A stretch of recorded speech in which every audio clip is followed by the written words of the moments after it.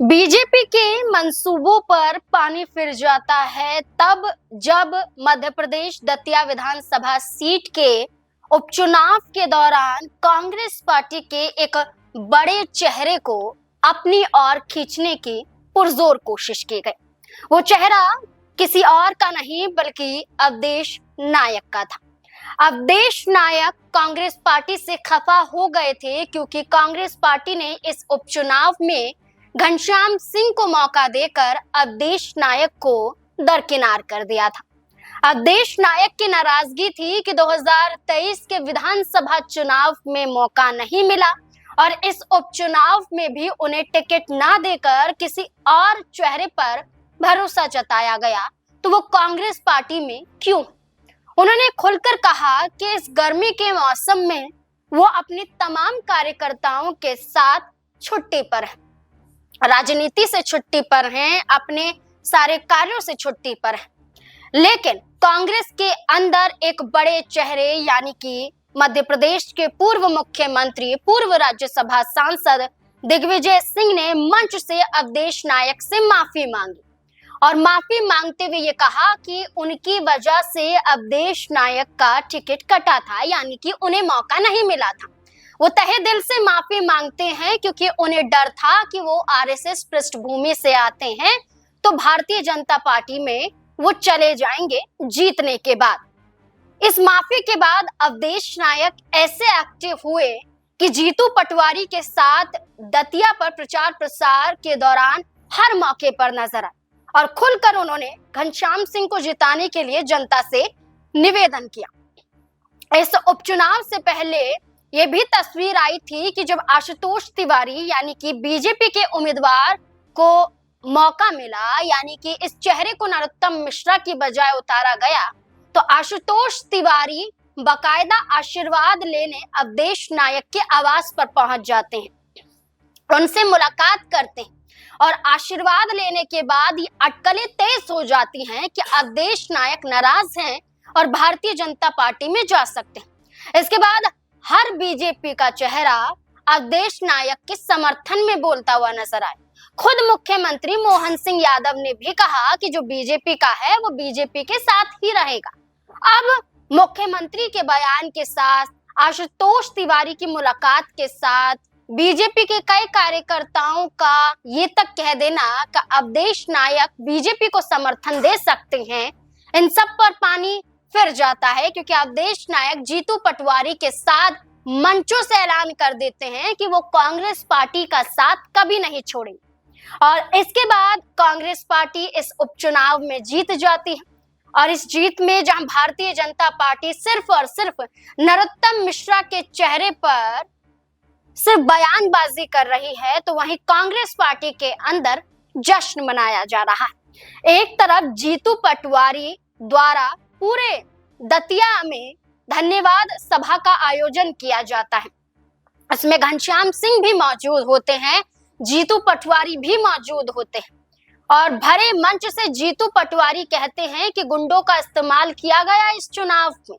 इस उपचुनाव में बीजेपी ने पूरी कोशिश की कि शासन प्रशासन से वो इस चुनाव को जीत जाए। जहां जिस तरह से इस्तेमाल किया गया पुलिसकर्मियों का, जिस तरह से इस्तेमाल किया गया कानून व्यवस्था का, इसके बावजूद भी जनता ने सबक सिखा दिया कि यहाँ वो किसे पसंद करती है।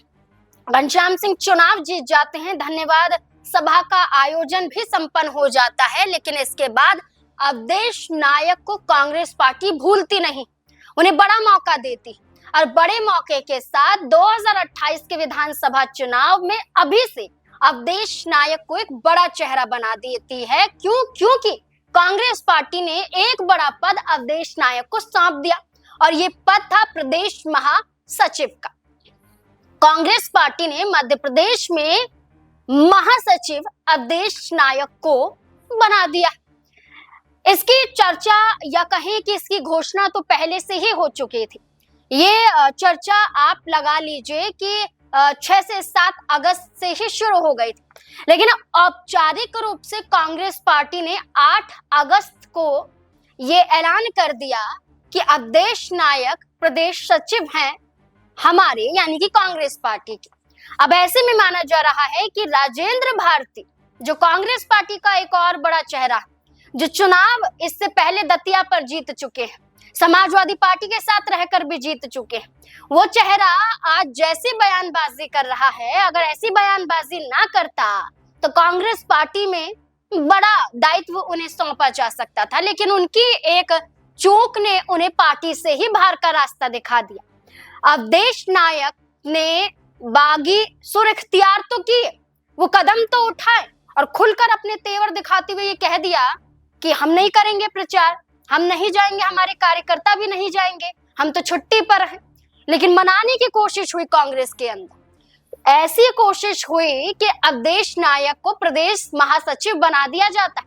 लेकिन नरोत्तम मिश्रा की बात करें, बीजेपी के अंदर इतना बड़ा नाम, इतना बड़ा पद, इतना बड़ा कद उनके पास रह चुका है, आरएसएस का बड़ा चेहरा है, बीजेपी के वरिष्ठ नेताओं में शुमार हैं, राज्य के गृह मंत्री रह चुके हैं, शिवराज सिंह चौहान के राइट हैंड कहे जाते हैं।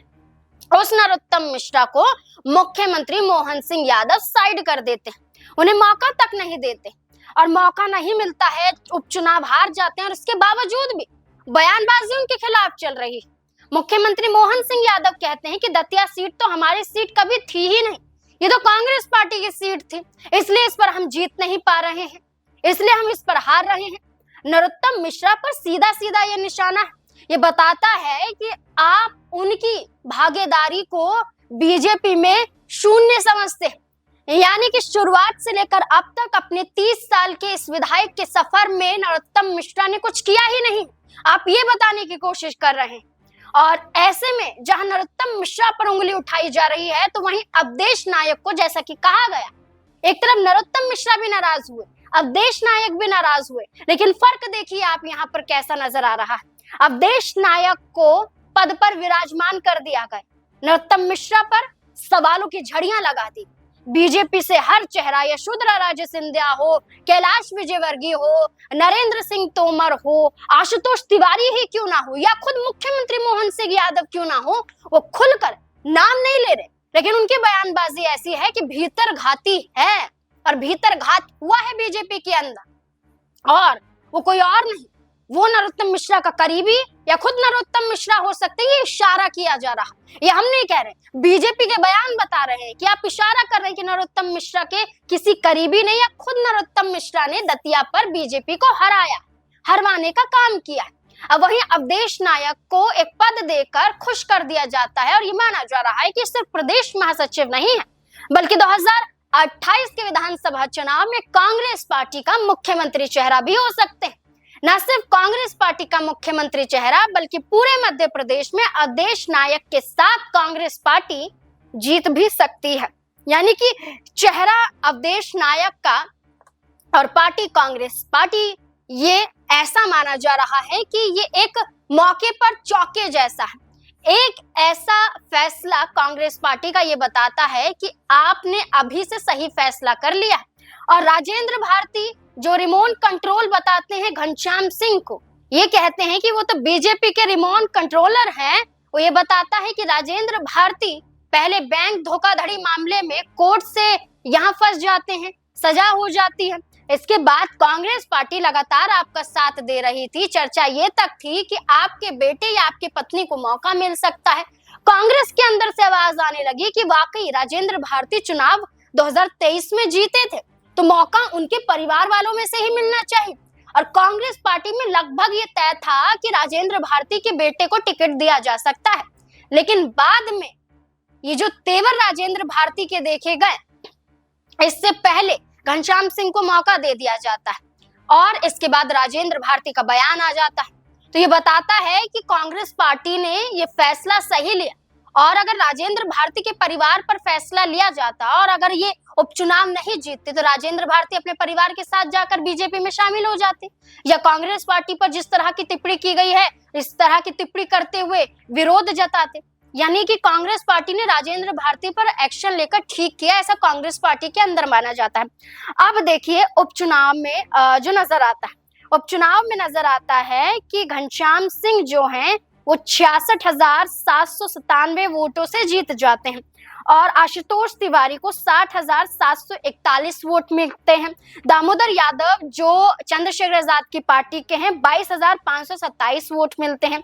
6,016 वोटों का अंतर यहाँ पर नजर आता है आशुतोष तिवारी और घनश्याम सिंह के बीच में। और ये 6,016 वोटों से जो जीत हुई है ये बताती है कि जनता अब बदलाव चाहती है मध्य प्रदेश में भी। अब राजेंद्र भारती का हाल तो बेहाल हो गया, क्योंकि वो बयान ना देते तो हो सकता था कि उनके परिवार के किसी बड़े सदस्य को, उनकी पत्नी या उनके बेटे को कोई मौका कांग्रेस पार्टी में मिल जाता, या 2028 के विधानसभा चुनाव में मिल जाता। लेकिन अपने ही पैर पर राजेंद्र भारती ने कुल्हाड़ी मार ली। वहां नरोत्तम मिश्रा के साथ विश्वासघात हो रहा है। जो विश्वास वो कर रहे हैं वही विश्वास तोड़ा जा रहा है बयानों के जरिए। अब ये फर्क मैंने आपको बताया, और ये बयान खुद बीजेपी और कांग्रेस पार्टी के अंदर से हैं, और ये बयान खुद ये साबित कर रहे हैं कि वाकई मध्य प्रदेश में बदलती हुई तस्वीरें नजर आ रही हैं। और कांग्रेस पार्टी कहीं ना कहीं सिर्फ दतिया का उपचुनाव नहीं जीती है, बल्कि ये तस्वीरें हैं कि दतिया से कांग्रेस पार्टी का सफर अब मध्य प्रदेश में शुरू हो चुका है। क्या आपको भी यही लगता है कि क्या कांग्रेस पार्टी की जीत ये बताती है कि 2028 के विधानसभा चुनाव में मध्य प्रदेश की जनता बदलाव चाहती है? मुख्यमंत्री मोहन सिंह यादव को नहीं, बल्कि कांग्रेस के किसी चेहरे को चाहती है मुख्यमंत्री के तौर पर। आपको क्या लगता है इस पूरे मुद्दे को लेकर? अपनी राय हमारे साथ जरूर साझा करें। धन्यवाद।